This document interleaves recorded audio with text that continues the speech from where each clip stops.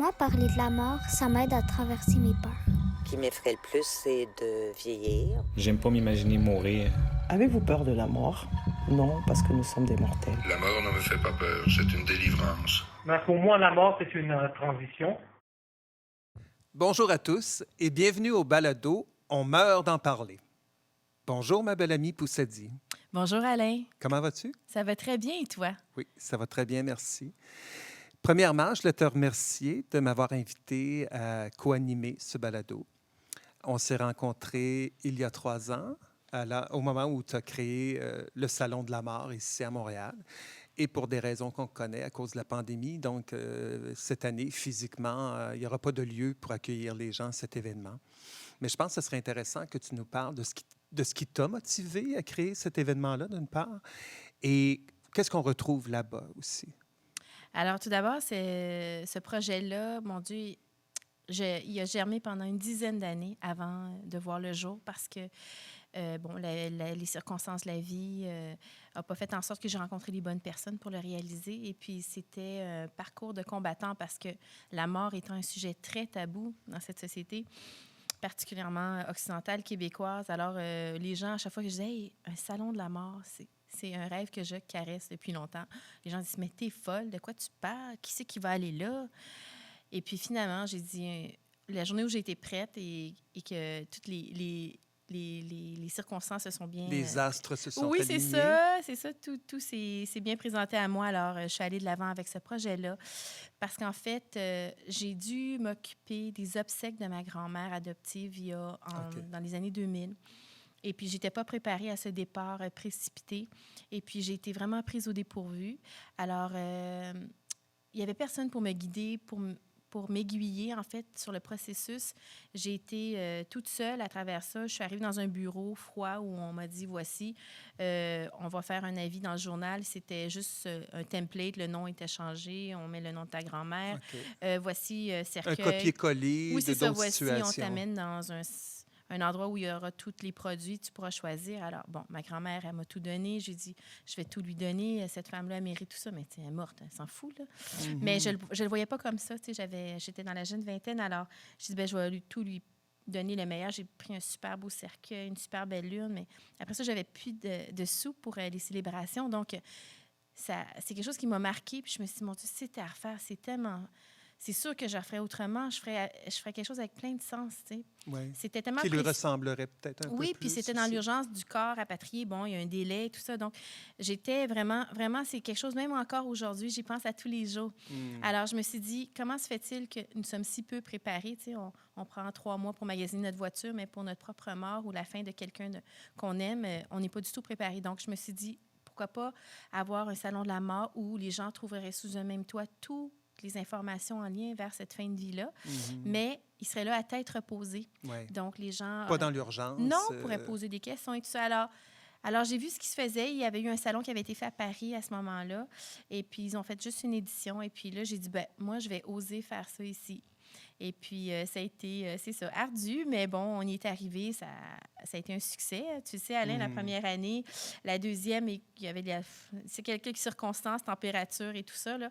Et puis, on avait les élections fédérales toute l'année. Alors, on était un peu éclipsés, mais ceci dit, ça a été quand même des gens de qualité qui sont venus. Oui, tout à fait. Alors, puis notre mission, elle avait tout son sens encore. Et d'autant plus, maintenant, présentement, dans ce contexte de pandémie, où là, quand c'est arrivé, moi, j'ai réalisé que je me suis dit, les gens, ça se peut pas, là. Déjà qu'ils avaient peur de la mort, là, ils sont confrontés, non seulement juste à une mortalité, mais à une surmortalité. Alors, je me suis dit, bon, je vais faire quelque chose pour ces gens-là. Bon, on a fait des Facebook en direct avec des intervenants sur notre page du Salon de la mort. Puis là, par la suite, j'ai dit, non, il faut qu'on continue ce projet-là, d'avoir cette discussion sur la mort dans notre société. Alors, et c'est avec toi que j'ai décidé de justement lancer ce projet-là de balado parce que je me suis dit, toi, que cette sensibilité-là aussi face à la fin de vie, parce que tu m'en as parlé beaucoup, tu as accompagné des gens, tu as fait des choses pour les cimetières dans ton village d'origine. Oui, c'est ça. Alors, j'ai dit, wow, c'était tout désigné. Alors, voilà où nous en sommes aujourd'hui, ce soir. C'est vrai. Bien, en fait, je te remercie, mais c'est vrai que Dans ma vie, la mort a toujours été très présente. Dès l'âge de 9 ans, je me souviens, j'étais dans la chambre d'un de mes cousins avec ses parents, tout ça, qui est décédé. À 11 ans, mon grand-père est décédé à la maison. À 16 ans, j'attendais une amie dans un restaurant. Elle a eu un accident d'auto en venant me rejoindre. Donc, ça a toujours été... sur mon chemin, j'ai eu à croiser la mort à maintes reprises. Et aussi, quand je suis arrivé à Montréal, au début des années 90, avec l'avènement du sida, j'ai vu beaucoup de gens mourir. Et c'est là que j'ai commencé à faire de l'accompagnement pour les gens en phase terminale. Parce que malheureusement, je me souviens d'avoir dit à une amie, il y a eu il y a eu le film Les oiseaux se cachent pour mourir, mais quelqu'un qui avait le sida à l'époque, il fallait qu'il se cache aussi pratiquement parce que c'était tellement... Bon, la mort, c'est tabou, mais la maladie aussi, elle était tabou. Donc, c'était des moments difficiles pour les gens. Et donc, ça m'a amené à accompagner... j'ai accompagné 7 personnes, en fait, en phase terminale. Et ben voilà, c'est la dernière personne que j'ai accompagnée, ça a été mon père. Donc, je trouve que c'est important qu'on en parle. Ça fait partie de la vie. Et j'ai vu tellement de gens partir, comme je te disais, un petit peu en cachette à la sauvette, que je me dis non, faut que ces gens-là soient bien accompagnés, puis il faut qu'on l'accueille, cette mort-là, d'être bien entouré aussi. Et avec ce balado-là, ben, ce qui est extraordinaire, c'est d'avoir différents intervenants qui vont amener un éclairage, que ce soit avec les jeunes, Absolument. avec les personnes âgées ou peu importe. Différentes cultures aussi. Tout à fait. Qui vont nous insuffler un autre regard sur comment la mort, elle est vécue et comment elle est perçue. C'est vrai, tout à fait. Donc, ben merci encore une fois. Et on est heureux tous les deux d'accueillir pour ce premier balado un invité extraordinaire. Très particulier. Le journaliste Alain Crevier. Oui, absolument. On a très hâte de lui parler tout à l'heure. Oui, à tout de suite. Merci.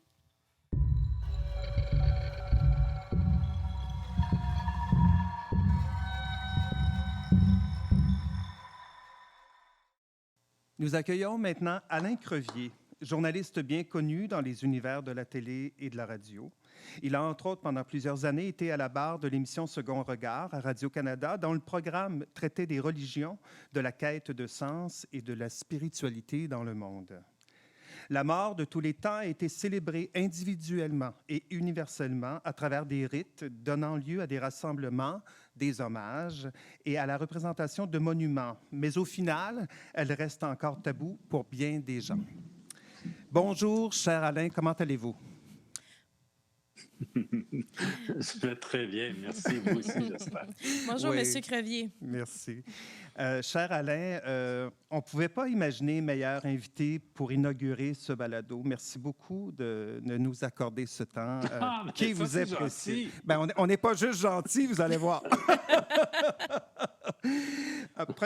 Premièrement, d'emblée, ben, on veut vous féliciter pour toutes ces années-là à la barre de Second Regard parce que pour nous, c'était une émission extraordinaire qui épousait la sensibilité et l'information. Et ça, c'est chapeau. C'était vraiment bon.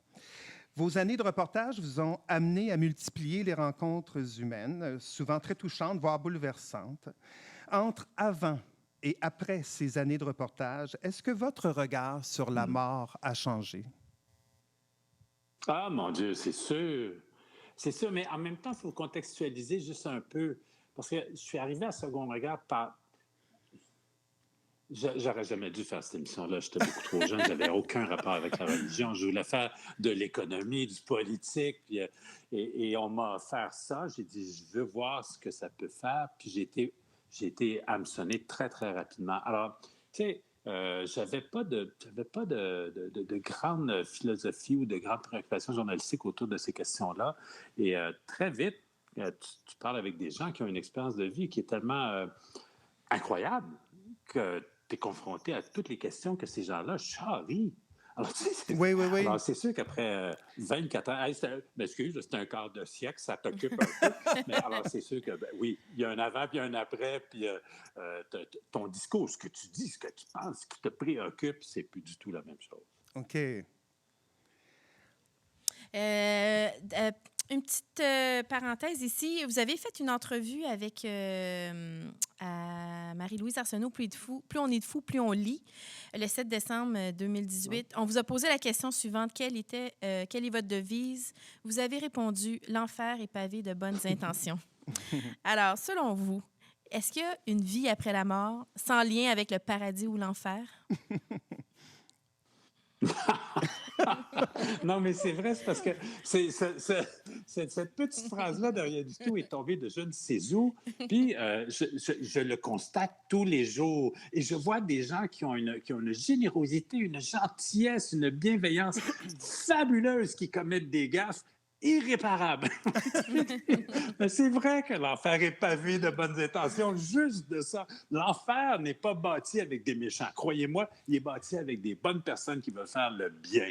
Alors, oui, alors sur la question de la mort, je suis arrivé après un long détour à ne plus me préoccuper comme tel de ça. C'est-à-dire que je me suis dit, on a voulu, comme être humain, absolument trouver une organisation, donner une forme à la vie, la mort. Pourquoi on est ici? Pourquoi on s'en va là-bas? Puis qu'est-ce qu'il y a après? Pourquoi j'ai souffert tout ça? Ou pourquoi j'ai trouvé ça si merveilleux? Et je me suis dit, peut-être, c'est mon point. Là, aujourd'hui, c'est ce que je vous dis. Aujourd'hui, il y a 10 ans, j'aurais peut-être dit autre chose. Mais aujourd'hui, je vous dirais, non, ma vie est insignifiante par elle-même.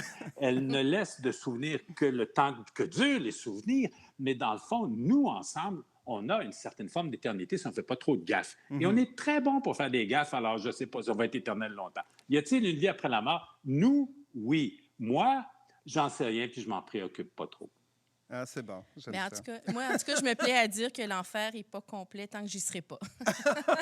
C'est bon. J'aime ça. À travers certaines recherches que j'ai faites au sujet d'entretiens que vous avez déjà réalisés par le passé, j'ai relevé 3 extraits qui m'ont interpellé et qui proviennent de 3 personnes, d'ailleurs, que je sais que vous appréciez beaucoup. Un des premiers extraits vient de l'abbé Gravel, que vous avez rencontré quelques jours, ouais. quelques heures avant sa mort, qui disait que dans une lettre de Saint-Pierre, on peut lire « Rendez compte de l'espérance qui vous habite ».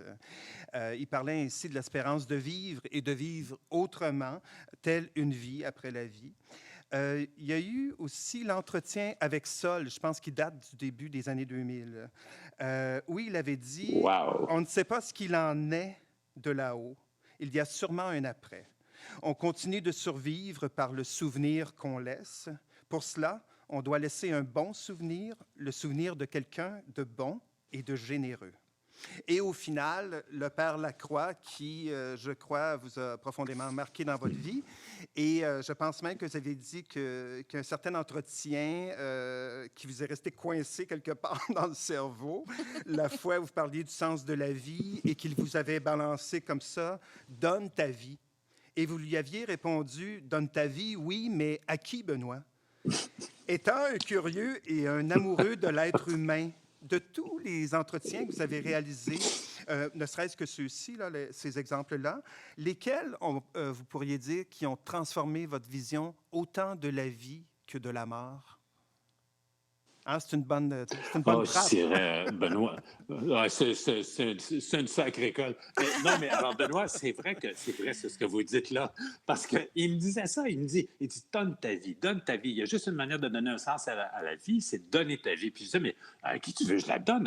Mais je savais pas quoi lui répondre. Et ça a pris du temps. Ça a pris tellement de temps avant que je comprenne ce qu'il voulait dire. Donne ta vie, sois utile aux autres. Ouais. Sois utile aux autres, sois quelque chose de signifiant aux autres. Et je vous dirais que là, les athées rejoignent peut-être d'une certaine manière les croyants, c'est-à-dire que reste-t-il de toi quand tu pars? Bien, il restera le souvenir de ce que tu as été, l'utilité que tu aurais été, puis ça, c'est très court dans le temps, ça ne va pas durer l'éternité. Alors, je trouve que Benoît, c'est peut-être pour ça qu'on l'aimait beaucoup, c'est parce qu'il avait cette façon-là de parler d'une grande sagesse qui était universelle et qui allait au-delà de sa propre foi, son ami Jésus, comme il disait. Là. C'est vrai.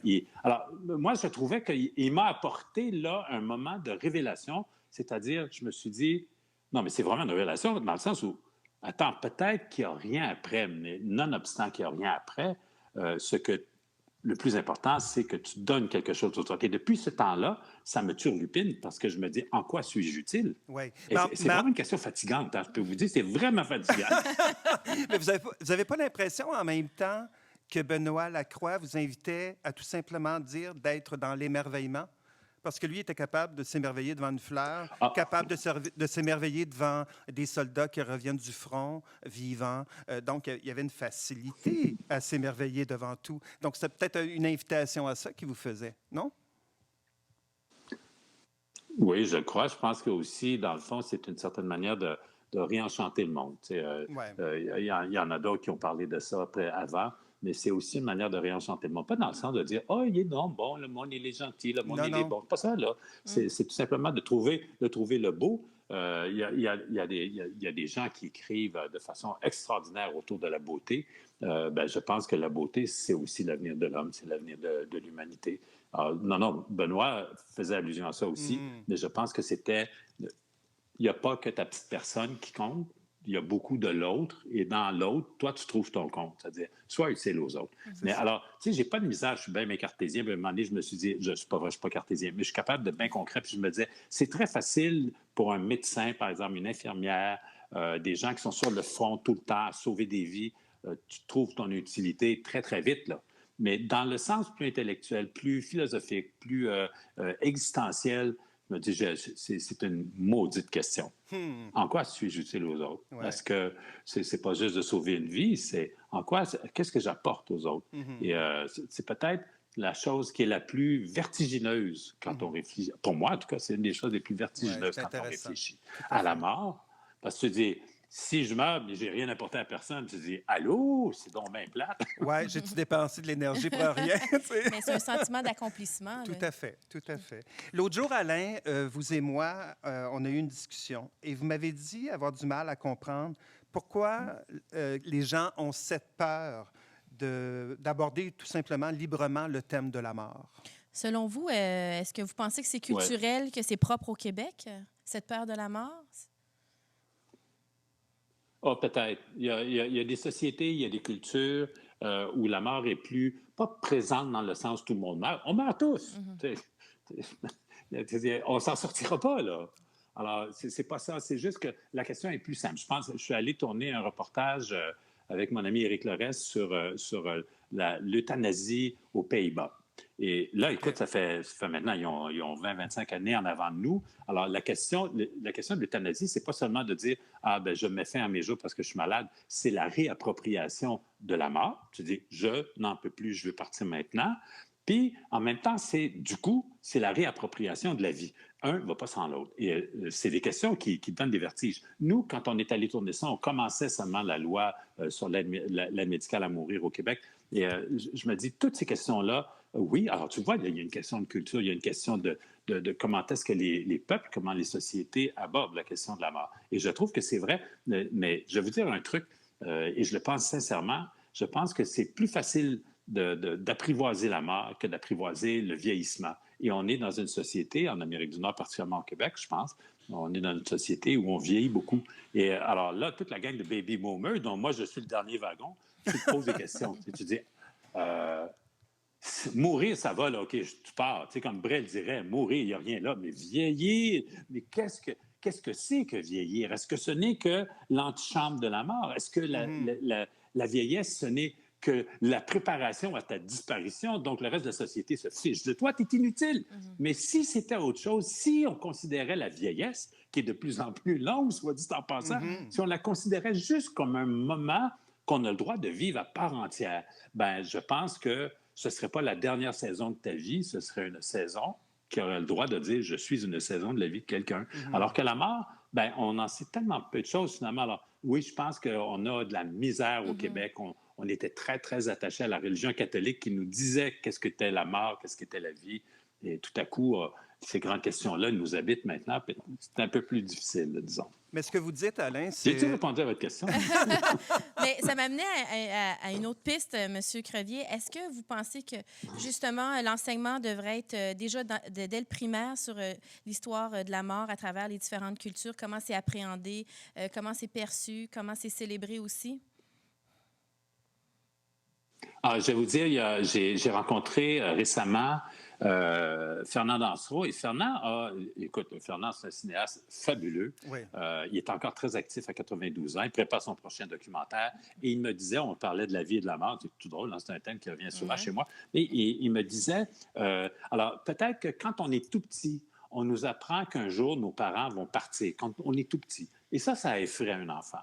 Est-ce qu'il serait possible que cette peur-là rentre dans notre ADN en quelque sorte, puis qu'on se dise « je veux pas de la mort ». Alors, quand on rencontre des personnes âgées, on voit en ces gens-là, à un moment donné, que c'est bientôt la fin et on veut pas les voir.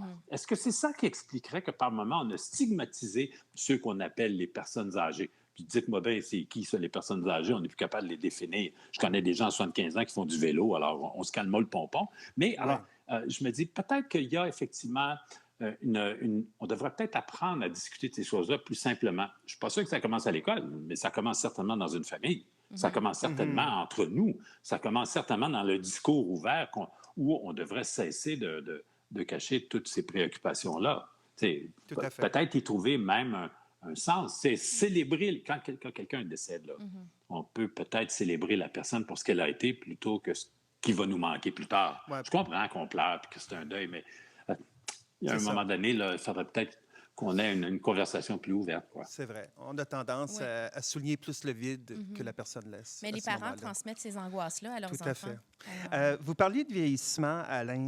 Avec la pandémie, je pense qu'on a assisté à une dérive des maisons de retraite. Avez-vous l'impression que les négligences, puis même, je me permets de dire, honteuses envers les aînés, ont un lien direct avec le regard qu'on pose sur la vie, comme s'il fallait toujours cacher leur grand âge, signe de finalité? Oui, je pense que là, on a touché quelque chose. Hein? Puis c'est drôle, vous parlez du mot honteux. Cet après-midi, j'étais en train d'écrire le dernier texte pour un balado qu'on va sortir bientôt. Et je parlais de ça. Je disais, est-ce que je dis le mot honteux en parlant de cette période-là, de la pandémie, ce que moi je prétends, ce que nous avons fait comme société aux personnes âgées, dans une certaine mesure, plus certaines personnes âgées que d'autres, mais oui, c'est honteux. Ouais. C'est une catastrophe. L'histoire ne retiendra pas que les statistiques, combien il y a de milliers de personnes âgées qui sont décédées. L'histoire se souviendra, je pense, de notre honteuse responsabilité. De la négligence. Ça, j'en suis convaincu. Mais, oui, absolument. C'est pas l'histoire d'il y a 6 mois, c'est une histoire qui dure depuis 20 ans. Ça fait 20 ans qu'on se pose une question à savoir qu'est-ce qu'on fait pour les personnes âgées. On n'a rien foutu. Alors, bingo, on a créé des CHSLD dans lesquels on entasse le monde. Non, mais en même temps, c'est pas un trait de nature spontané chez moi, mais je vous dirais que je vois là-dedans quelque chose d'extrêmement positif. Se pourrait-il, par exemple, qu'on ait catché quelque chose, là? On a-tu compris quelque chose? On a-tu compris que des personnes âgées, ce ne sont pas des gens qui sont dans l'antichambre de la disparition? Ce sont peut-être des gens qui ont le droit de vivre. Peut-être que nous avons, société, je parle de l'ensemble de la société, une responsabilité qui va au-delà de « je ne connais pas de personnes âgées, donc je m'en fiche ». Ça pourrait-tu être plus? Ça pourrait-tu être qu'on redéfinisse nos rapports les uns avec les autres? Moi, je pense qu'on ne verra plus jamais les personnes âgées, les aînés, de la même manière à partir de maintenant. C'est à souhaiter. Oui, parce qu'on est ce qu'on est grâce à ceux qui sont passés justement avant nous. Justement. Dites-moi, M. Crevier, vous êtes récemment devenu grand-papa, je pense, depuis l'année passée. Alors, je me demandais... Dit-elle subtilement. Oui, c'est ça, très subtilement. Est-ce que votre nouveau rôle de grand-père vous incite à profiter davantage de la vie, puis avec plus de détachement, puis et de légèreté, ou au contraire, ça vous angoisse juste à l'idée de savoir un jour que vous allez être séparés de ces petits êtres-là? Non, ça a été une révélation là, incroyable, vraiment incroyable. Bon, la fille nous annonce qu'elle est enceinte. On est très, très contents. On va être grands-parents.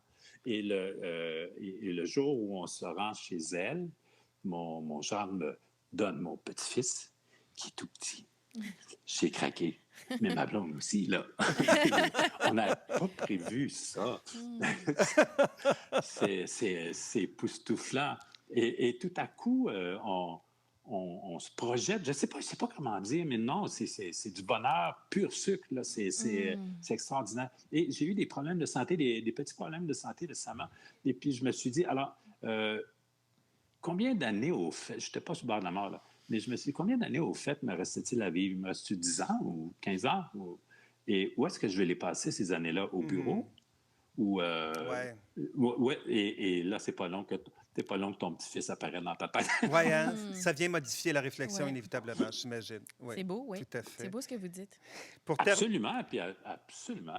Pour terminer, Alain, lors d'un entretien que Jean-Louis Boudou a eu à Second Regard avec Michel Freitag, sociologue et professeur à l'Université du Québec à Montréal, un de ses derniers entretiens, d'ailleurs, je pense qu'il l'a accordé avant de mourir, il a dit « La vie fait sens quand on participe à ce qui existe, quand on n'est pas jeté dans un coin, quand on n'est pas jeté dans un trou et qu'on n'est pas à côté du réel. » Quand il dit participer à ce qui existe, avez-vous l'impression, Alain, que le fait de s'attarder à la mort, d'en parler, d'essayer d'y trouver un sens, que ça entraîne inévitablement à donner aussi un sens à la vie, à y accorder davantage de valeur? Absolument. Oui. Ça, j'ai aucune hésitation. Absolument. Moi, je dis qu'on ne peut pas porter une réflexion. Dans le fond, je peux comprendre que les humains ont été obsédés par l'idée de la mort, c'est-à-dire notre propre finitude. On disparaît, mais à quoi ça servait tout ça? Je peux comprendre ça, mais on peut aussi, on parlait de réenchantement tantôt, on pourrait aussi s'imaginer que le monde a besoin qu'on le considère comme étant quelque chose, d'une œuvre de beauté, etc. Là, je ne parle pas de métaphysique. Soyons terre à terre, là, puis acceptons le monde tel qu'il est. Mais alors donc, la fin et le début de ce qu'on vit, le moment présent, qui est tellement important dans notre société ces temps-ci, je dirais oui, absolument. C'est une manière de redonner quelque chose. Et puis, je pense que c'est une autre manière de percevoir la vie, la mort. Moi, j'aimais bien ce kit-là que je m'étais trouvé pour dire c'est quoi Second Regard et c'est quoi mon balado être. Là. J'ai dit c'est la vie, la mort, puis tout ce qui est entre les deux.